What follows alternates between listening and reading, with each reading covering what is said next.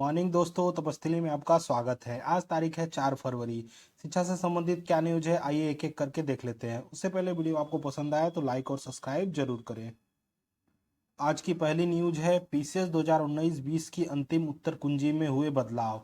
सफेद रक्त वाले जीव से अनभिज्ञ है उत्तर प्रदेश लोक सेवा आयोग। इलाहाबाद प्रयागराज से ये न्यूज है। इलाहाबाद हाई कोर्ट के दबाव में उत्तर प्रदेश लोक सेवा आयोग ने पीसीएस 2019 और 20 की प्रारंभिक परीक्षा की अंतिम उत्तर कुंजी बुधवार को जारी कर दी, लेकिन उसको लेकर विवाद खत्म नहीं हुआ। कई उत्तरों के विकल्प बदल दिए गए जबकि अनेक प्रश्न डिलीट कर दिए गए। इनमें इनसे विशेषज्ञों की योग्यता पर प्रश्न खड़े होते हैं। पीसीएस 2019 की प्रश्न पत्र की बुकलेट डी का 10वां प्रश्न था कि निम्नलिखित में से किस जीव का रक्त सफेद है। पहले तिलचट्टा को सही माना गया था, अब उसे डिलीट कर दिया गया है। पीसीएस 2019 के प्रथम प्रश्न पत्र की बुकलेट के 140वें प्रश्न में पूछा गया था कि भारत में नियोजित विकास का विरोध किसने किया था। पहले विकल्प में ए महात्मा गांधी को सही माना गया था, अब उसे डिलीट कर दिया गया है। पीसीएस 2019 के द्वितीय प्रश्न पत्र की बुकलेट बी का प्रश्न पत्र तीसरा था, गमला और आल्पिन किस भाषा के शब्द है। पहले विकल्प ए फ्रेंच को माना गया था, लेकिन अब उसे पुर्तगाली कर दिया गया।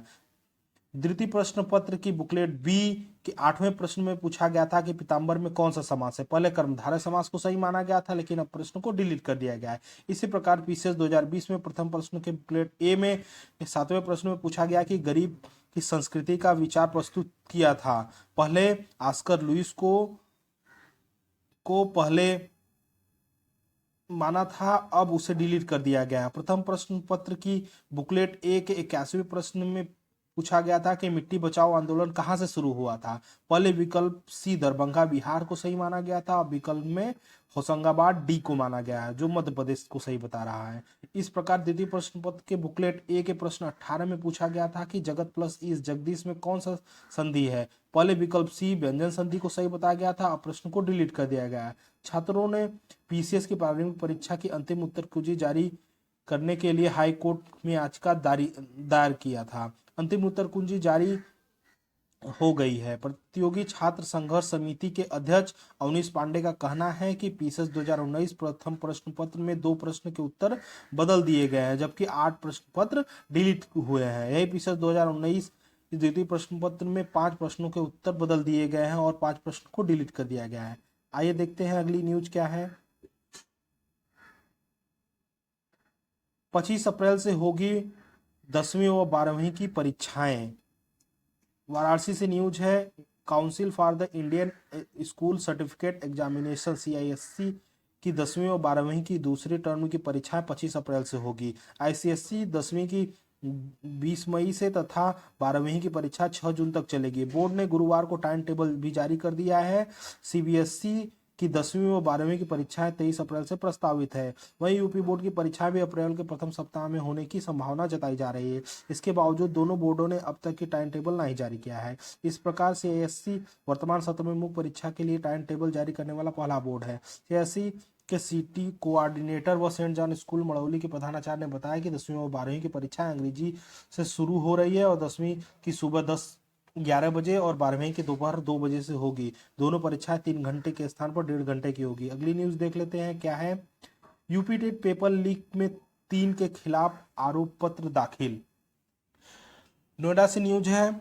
यूपी टेट 2021 पेपर लीक के केस में 3 आरोपी के खिलाफ पुलिस ने जांच पूरी कर ली है। अदालत ने आरोप पत्र दाखिल कर दिया है। पुलिस ने पूर्व सचिव परीक्षा नियामक प्राधिकरण संजय उपाध्याय और प्रश्न पत्र मुद्रक करने वाली कंपनी निदेशक राय अनूप प्रसाद और कंप्यूटर लैब संचालक बलराम राठी और बबलू के खिलाफ आरोप पत्र दाखिल किया है।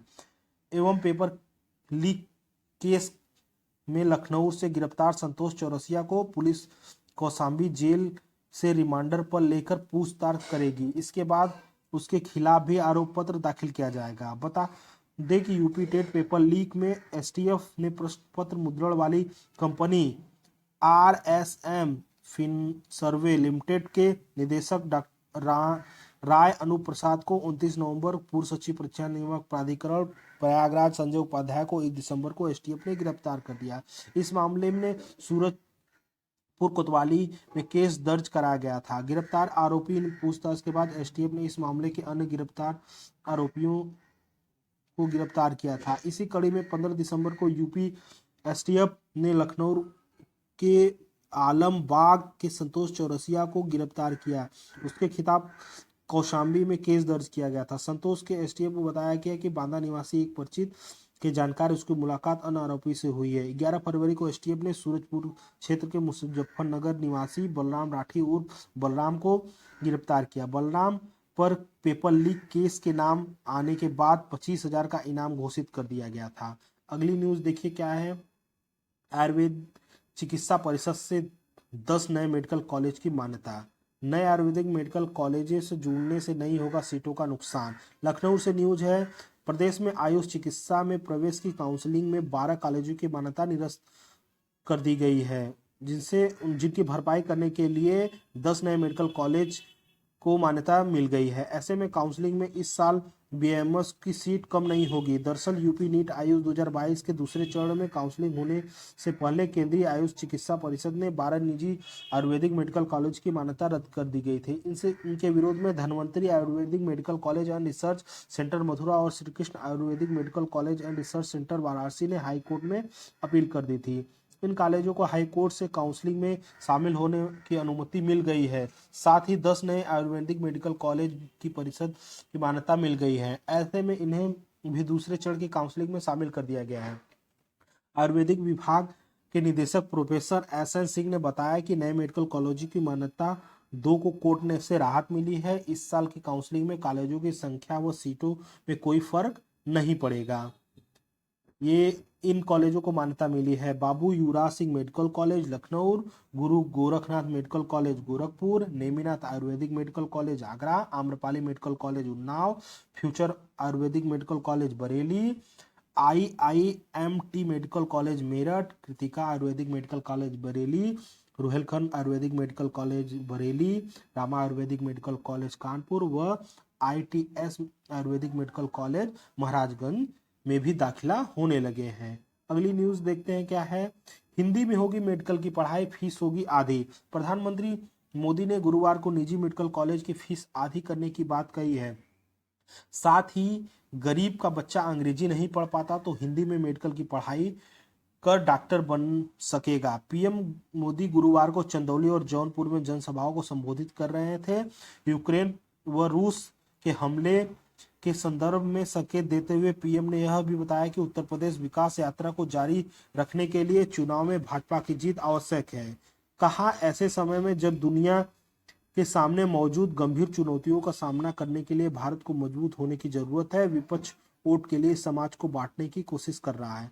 चंदौली के माधोपुर में जनसभा को संबोधित करते हुए पीएम ने घोर परिवारवादी सत्ता में आते हैं तो उनका काम माफिया दोस्तों का ध्यान रखना होता है। हमारा गठबंधन जनता से होता है। इसके सामने परिवारवादी का घोर मिलावटी गठबंधन ठहर नहीं सकता। विकास कार्यों से इनका मतलब नहीं होता। 5वें चरण में चुनाव तक प्रदेश के मतदाताओं परिवारवादी का सत्ता साफ कर दिया है। 21वीं सदी का युवा देश के लिए 2014 से पहले देश के दौर में भेजने की तैयारी नहीं था।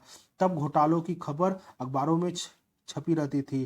भ्रष्टाचार के खिलाफ देश सड़कों पे था। देश घोर निराशा और अविश्वास के दौर में था। इसके बदले अपने भाजपा की मजबूत सरकार चुनी। युवा को आज भरोसा है कि उसके सपने और उनकी आकांक्षाएं पूरी हो जाएगी। गरीब को एहसास है कि सरकार उनकी बात सुन रही है। सबका साथ सबका विकास हमारा मंत्र और सबको सुरक्षा सम्मान हमारा प्रण है। ये थी आज की लास्ट न्यूज। वीडियो आपको पसंद आया तो लाइक और सब्सक्राइब जरूर करें और अपने सुझाव कमेंट बॉक्स में जरूर लिखें। धन्यवाद।